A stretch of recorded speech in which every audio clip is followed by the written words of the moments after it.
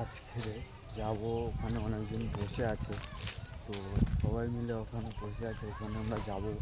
ওখানে যাচ্ছি এখন। ওখানে ওখানে গিয়েছি, সবাই ওখানে আছে, কোথায় গিয়েছি সব বলবো।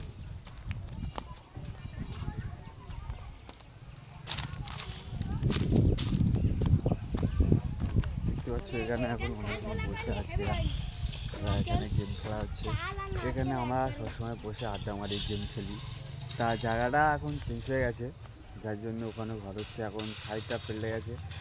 জাস্ট এখানে সবাই বসে গেম টেম খেলা করি, আড্ডা মারি। এখানে বড়রা এখন আর সেরকম কেউ আসে না, এখন বাচ্চারা আসছে। তা সবার সাথে কথা বলবো এখন, ঠিক আছে?